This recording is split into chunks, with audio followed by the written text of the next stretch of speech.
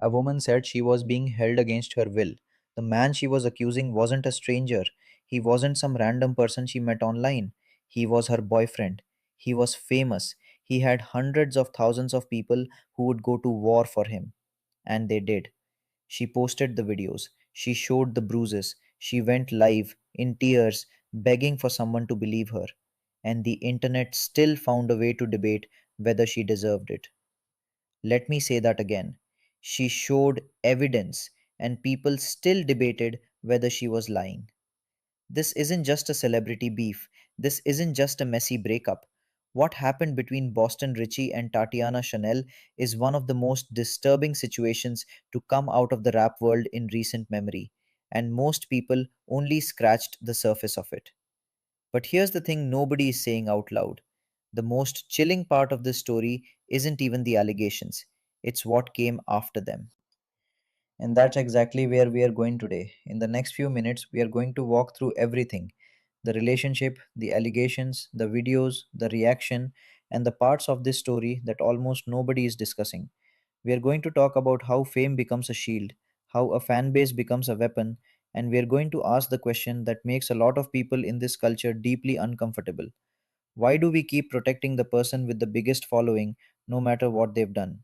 If you haven't followed this situation closely, buckle up, because it is not what you think it is. And if you have been following it, I promise you, there are still layers here you haven't fully seen yet.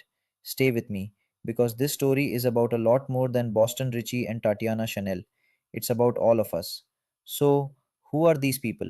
Boston Richey is a rapper out of Gainesville, Florida. If you're not deep in the Florida drill and street rap scene, his name might be new to you. But in certain corners of the internet, this man is a genuine star. His sound is raw, his credibility is built on authenticity, and his fan base is not casual. These are ride or die followers who take everything personally. That word, personally, is going to matter more and more as this story unfolds. He built his reputation not just on the music but on a public persona, a person who keeps it real, who came from nothing, who doesn't sugarcoat a thing. People don't just like his music, they feel like they know him. They feel like he represents them. And when you make people feel that personally connected to you, when you become part of their identity, they will defend you the way they defend themselves. Now, Tatiana Chanel. Tatiana is a content creator and social media personality. She was in a relationship with Boston Richey. She's not a rapper. She's not a major celebrity in her own right. And in public perception battles, that matters enormously. Because the person with the smaller platform almost always loses, regardless of the truth. To the outside world, they seemed like a couple, posting together, appearing in each other's lives, the kind of relationship that exists partly in public and partly behind closed doors. And then things went very, very wrong. The relationship that looked like love on social media turned into something that looked a lot like a nightmare behind closed doors. But here's what makes this story more complex than most people are willing to acknowledge. This situation didn't explode quietly. It unfolded in real time, on social media, in front of tens of thousands of people, and the court of public opinion rendered its verdict almost instantly, maybe too fast, and almost certainly too one sided.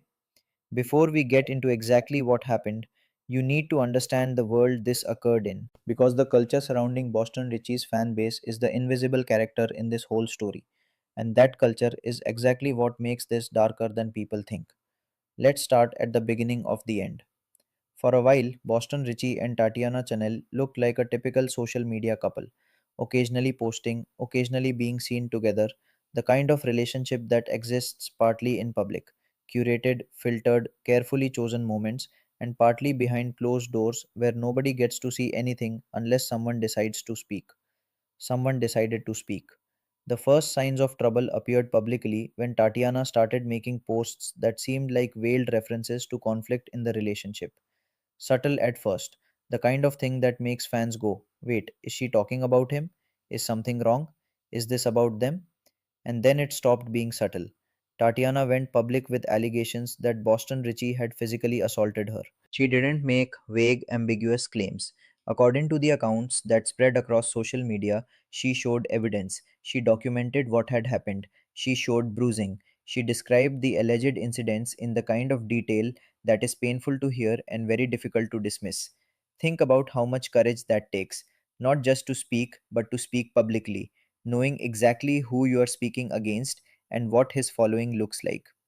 Now, and this is where it gets deeply uncomfortable, instead of responding with concern, a massive portion of the internet responded with disbelief, with dismissal, with attacks.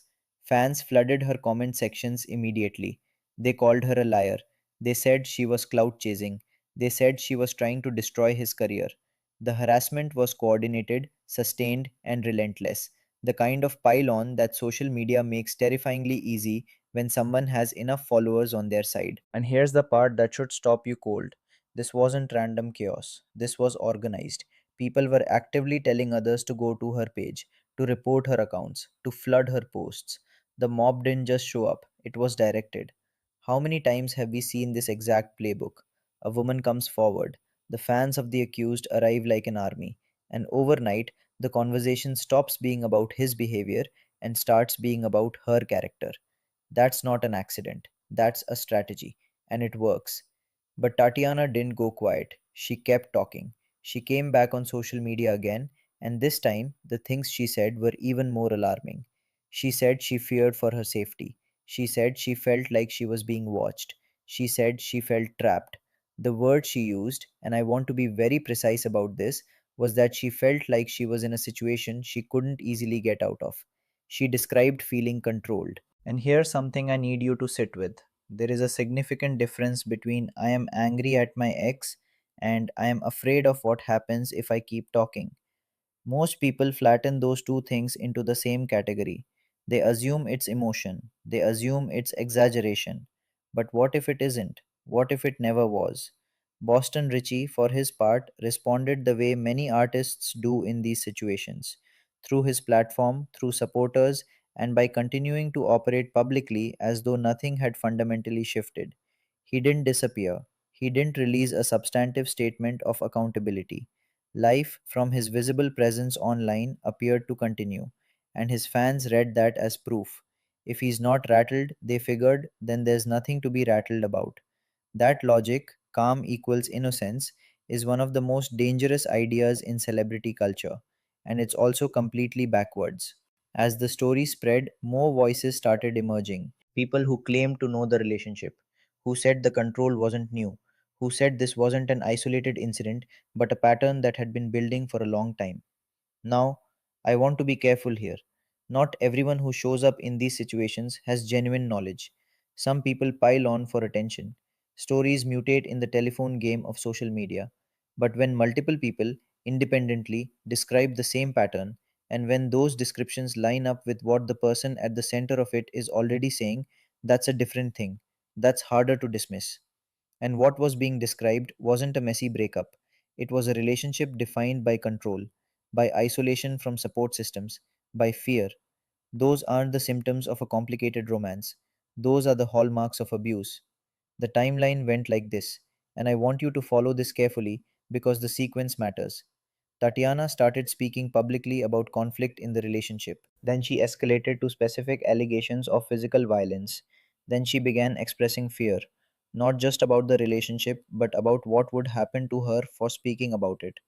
Then came the secondary wave, the internet, flooding in to do what the internet does best when a famous man is accused of something. And here's the part that should disturb you the most.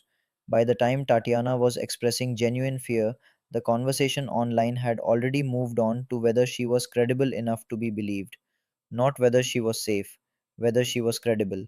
Her safety was not the priority, her believability was the trial. The comment sections became a place of sustained cruelty. People analyzed her tone. Too calm, must be lying. Too emotional, must be unstable. They dug into her past looking for anything to use. They found old drama and presented it as evidence that she couldn't be trusted now. There is no correct way to respond to being abused according to the internet. You are always either too much or not enough. It is a trap designed to ensure you never win. And Tatiana was walking through that trap in real time, publicly, with hundreds of thousands of people watching, and almost none of them asking the one question that mattered most. Is she safe right now? Meanwhile, the fan base didn't just defend passively. There were active, coordinated efforts to flood her posts, to report her accounts, to discredit anything she said before it could find an audience. This is what happens when a loyal following becomes a tool of intimidation. And here's the thing, it doesn't have to be organized by the artist for it to be effective. The fans do it themselves because they care, because they're protecting someone they feel they know. And that's the trap at the center of all of this.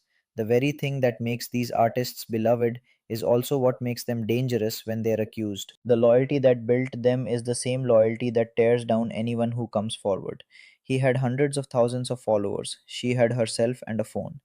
There were also reports that Tatiana felt physically unsafe beyond just the initial incidents, that she felt monitored, that she felt there were consequences to speaking out that went far beyond mean comments. When a woman says she's scared and then says she's scared of what happens if she speaks, that is the most alarming sentence in any story like this. What makes this situation uniquely dark is the combination: the fame imbalance, the fan base as a weapon, the physical allegations, the fear of retaliation, the way social media allowed all of this to play out publicly while simultaneously making it impossible for the truth to be heard. Every post she made was dissected for inconsistencies. Every hesitation was read as deception.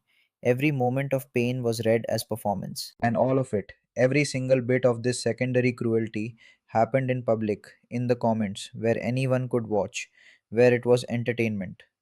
What happened here is not just one story, it is a blueprint. And it is a blueprint that has been used and reused over and over again in this culture. Now let's talk about how the world responded, because that response reveals something that goes much deeper than this one situation. The public reaction to this situation was instructive, not in a good way.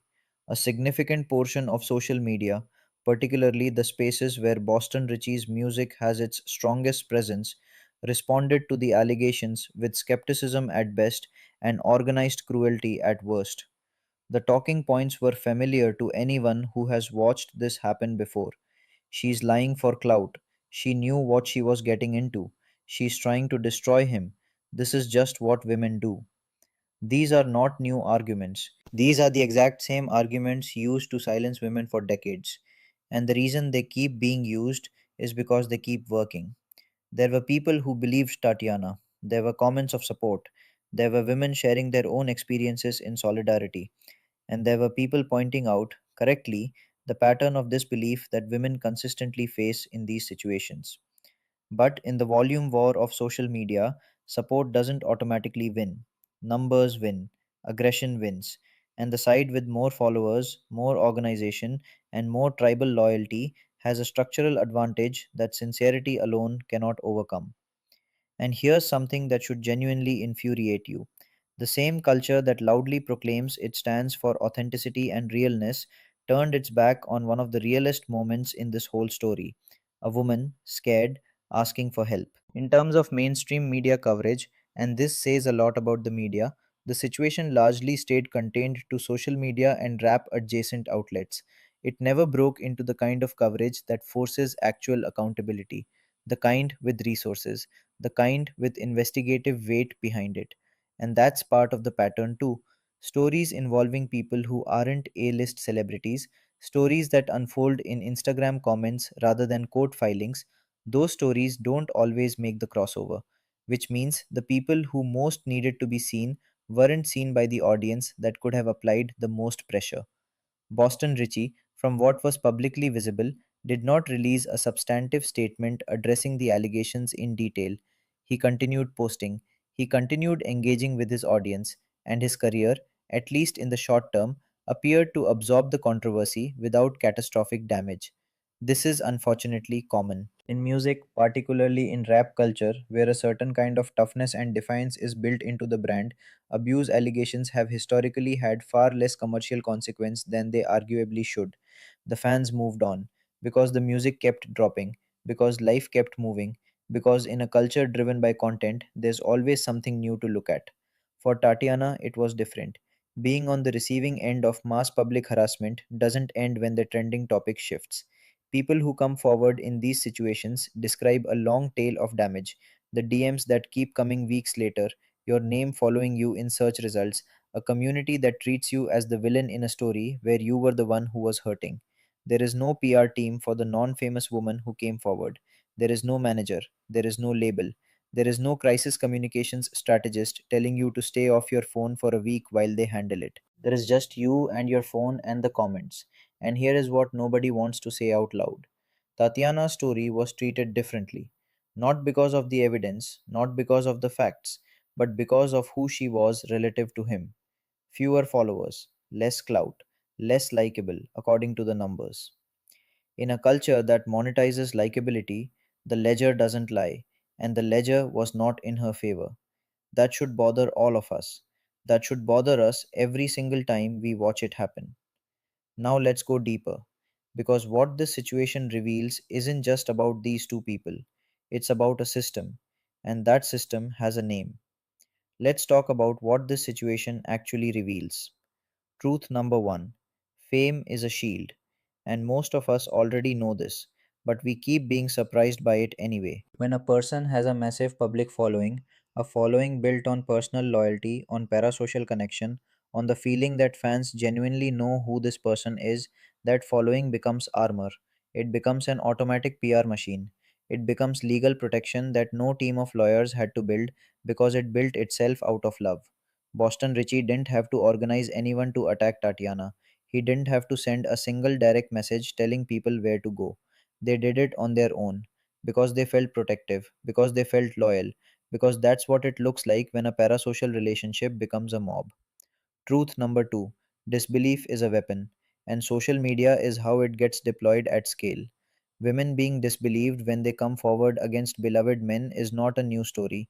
We saw it with R. Kelly for years, decades, while the evidence existed. We saw it with Chris Brown. We see it in local communities all across this country, in situations that will never make national headlines, but that destroy people's lives with the same efficiency. And here's what's new about it now: social media didn't create disbelief, it just gave it a megaphone, an army, and a 24-hour news cycle. What used to happen in whispers now happens in trending hashtags.